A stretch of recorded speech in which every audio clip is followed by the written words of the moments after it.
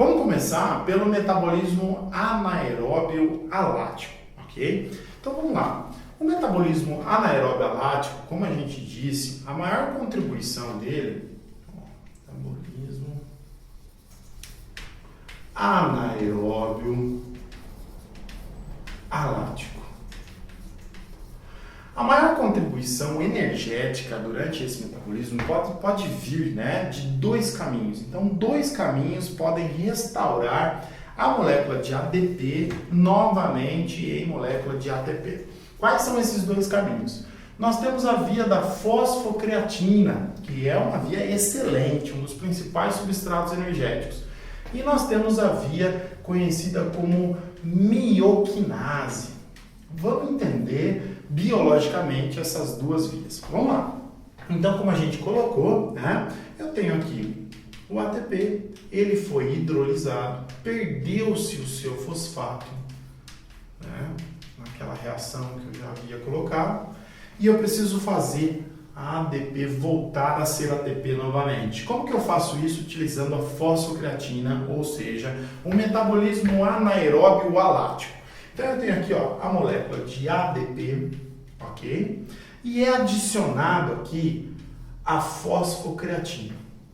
O que acontece? Uma enzima, que nós até comentamos sobre ela na hora de falar sobre o dano muscular, a enzima como creatina quinase, é a enzima que separa o fosfato da creatina e, consequentemente, permite com que esse fosfato, que está aqui junto com a fosfocreatina, no caso agora separado, permite com que esse fosfato se ligue à molécula de ADP. Então veja, eu tenho dois fosfatos aqui no ADP e ele recebe mais um que estava ligado à creatina, ele passa a voltar a ter quantos?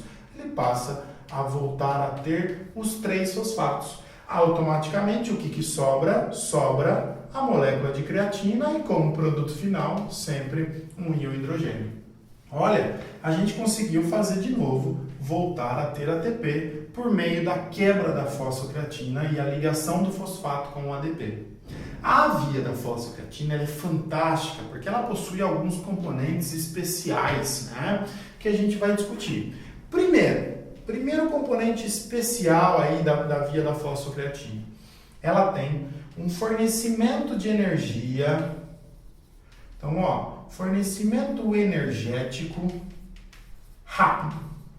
E por que é um fornecimento energético rápido? Porque durante a reação toda é necessário apenas uma reação para fazer a ADP voltar a ser ATP. Então eu só preciso separar o fosfato da creatina e pronto, eu já faço a ADP voltar a ser ATP. Isso é muito importante, é um fornecimento de energia muito rápido. Inclusive, essa via aqui, ela acontece ali em torno até os seus 10 segundos de esforço sob altas intensidades.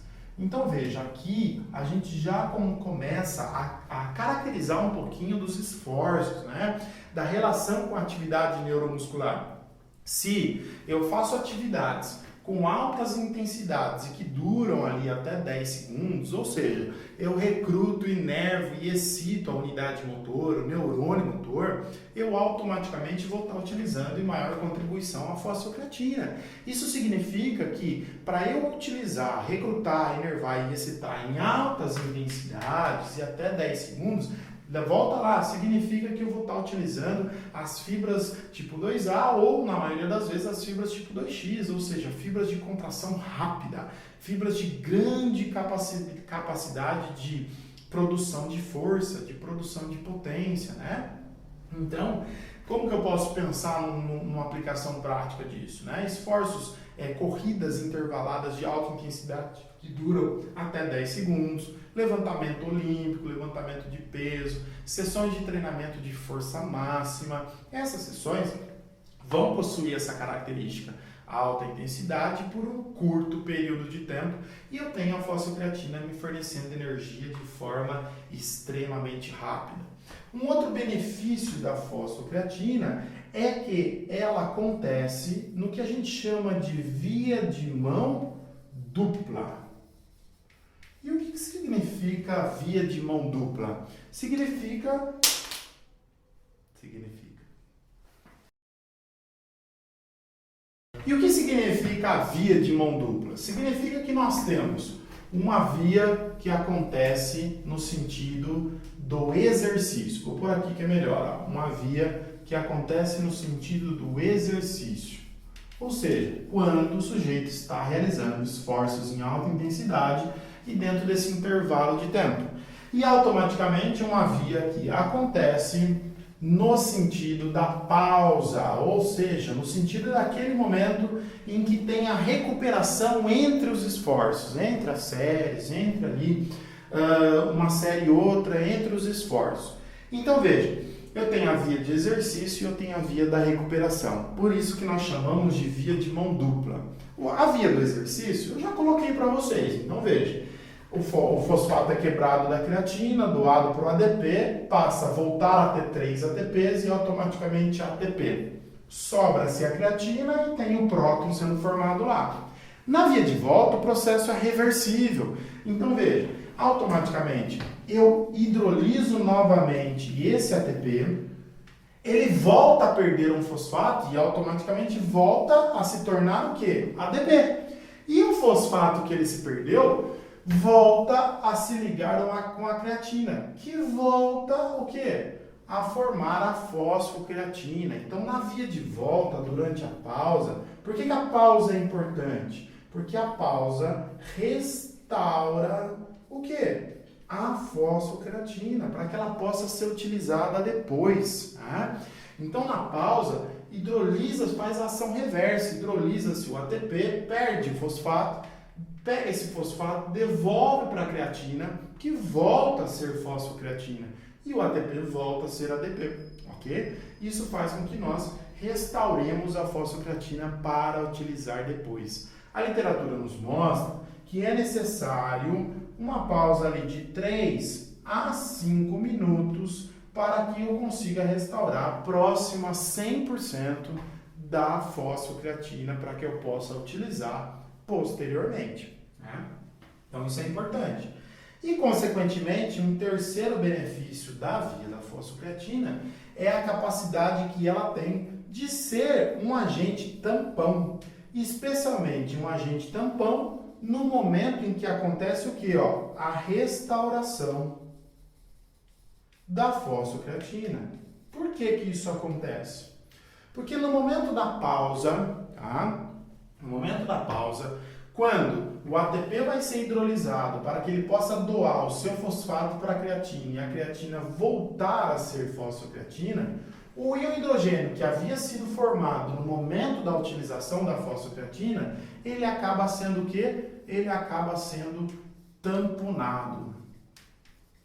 Ou seja, ele deixa de existir aqui nessa condição. Moisés, por que é importante tamponar o íon hidrogênio? Quer dizer, importante em partes, porque depende do objetivo do seu treinamento.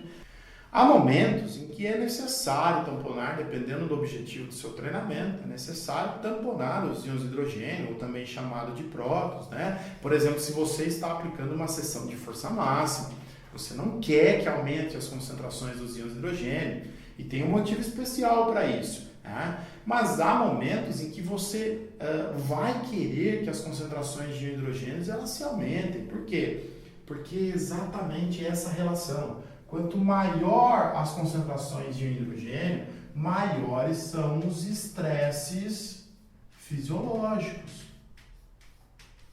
Os íons hidrogênios, eles representam o que chamamos de bioprodutos metabólicos. Então, quanto maior as concentrações de hidrogênio, maiores são os estresses fisiológicos, maiores são as demandas metabólicas e, consequentemente, as adaptações musculares podem ser maiores. Mas quando você não quer que aumente as concentrações de íons hidrogênio, você quer somente a utilização da fosfocreatina, como por exemplo lá nas sessões de força máxima, de velocidade, de levantamento de peso. Com isso, é importante tamponar sim. É importante porque o íon hidrogênio, ele desencadeia o quê? Diminuição do pH intramuscular, ok? E a diminuição do pH intramuscular é um dos fatores que levam o quê?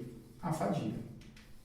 Então veja, olha que três benefícios importantes da via da fosfocreatina. Ela fornece energia rápida, ela é uma via de mão dupla, ou seja, ela ocorre tanto durante o exercício quanto na pausa. No exercício, pegando a fosfocreatina, utilizando ela para formar energia. Na pausa, pegando a molécula de ATP, ou seja, a molécula de energia, hidrolisando ela para retornar a síntese da fosfocreatina e ter fosfocreatina para usar depois. E automaticamente nessa via de volta, a própria fosfocreatina é um agente tampão, porque tampona o íon hidrogênio, que é responsável por diminuir o pH e, consequentemente, desencadear mecanismos relacionados à fadiga. Além das questões da fosfocreatina como substrato energético em condições anaeróbias aláticas, nós também temos a via conhecida como via da mioquinase, que também fornece energia nessas condições anaeróbias aláticas. Então veja, numa grande situação, de grande hidrólise do ATP, como a gente colocou,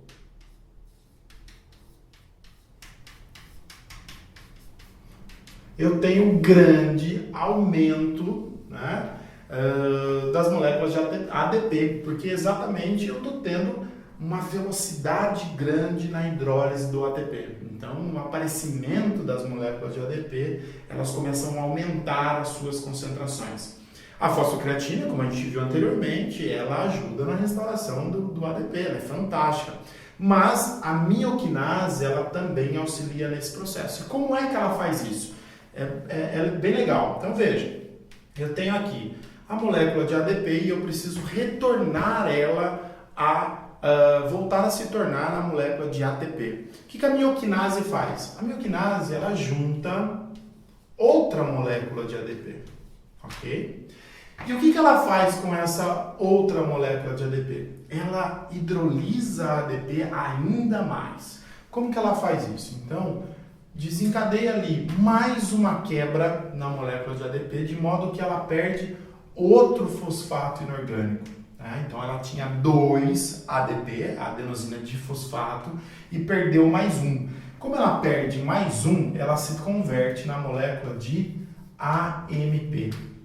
E esse fosfato inorgânico, ele é doado para quem? Para o ADP. Qual é o resultado final disso? Nós temos aqui a molécula de ATP, recebeu o outro fosfato que veio daqui, e essa molécula que antes era ADP passou-se a ser AMP, o que nós chamamos de adenosina monofosfato. Essa adenosina monofosfato, ela é extremamente importante. Por quê? Porque a adenosina monofosfato é uma molécula que posteriormente, dependendo do conteúdo, da concentração dela, ou seja, se houve grande hidrólise de ATP, ADP, se houve grande demanda energética que resulte em grandes concentrações de AMP, ou seja, hidrólises em cima de hidrólise por conta da grande necessidade de energia, vai acontecer o quê? É possível que uma molécula de família quinase, ela se junte com a molécula de AMP, formando o que chamamos de AMP quinase. Então a AMP quinase, ela é muito importante, porque quando acontece uma grande demanda energética, hidrólise em cima de hidrólise, por conta da necessidade energética rápida, então resulta em aumento das concentrações de AMP. E uma enzima de família quinase, ela se liga ao AMP, se transformando em AMP quinase. E a AMP quinase, ela possui enorme potencial de estimular uma outra proteína, chamada como PGC1-alfa, também conhecida como proliferador peroxissomo coativador 1-alfa.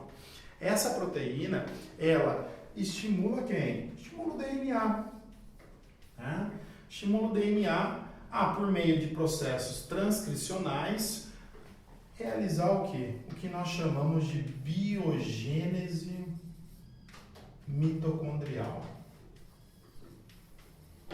Com isso, o que seria a biogênese mitocondrial? Seria o aumento da densidade mitocondrial, o aumento da quantidade de mitocôndrias nas fibras musculares. Então veja que importante isso, né? A utilização, exercícios de alta intensidade, como necessitam de muita energia, eles hidrolisam muito ATP. Dependendo do conteúdo, da velocidade, da quantidade, eu posso chegar numa situação que é severa, uma situação de alto estresse fisiológico. E com isso está estimulando por meio de enzimas e proteínas o DNA. O DNA a fazer o quê? A produzir novas mitocôndrias. Por quê? Por meio de novas mitocôndrias eu consigo fornecer o quê? Cada vez mais energia e o sujeito cada vez se encontra em quadros mais bem treinados, né? Porque ele consegue fornecer mais energia e ele também aumenta a capacidade, a velocidade por meio do aumento de enzimas, tanto glicolíticas quanto oxidativas. Então, a célula muscular aumenta o seu potencial de degradar glicose e aumenta o seu potencial de degradar ácidos graxos como fonte de energia por conta da estimulação da lipequinase, do PGC1-alfa no DNA e na produção de novas mitocôndrias. Então, veja, a utilização, a ação, na verdade, da mioquinase é muito importante, porque ela separa, degrada uma molécula de ADP para retirar mais um fosfato, fazendo com que ela passe a ser AMP, e o fosfato dela doa-se para o outro ADP, formando novamente outra molécula de ADP. Então esses são os dois caminhos, por meio do metabolismo anaeróbio alático, que nós podemos restaurar a energia, restaurar a molécula de ATP.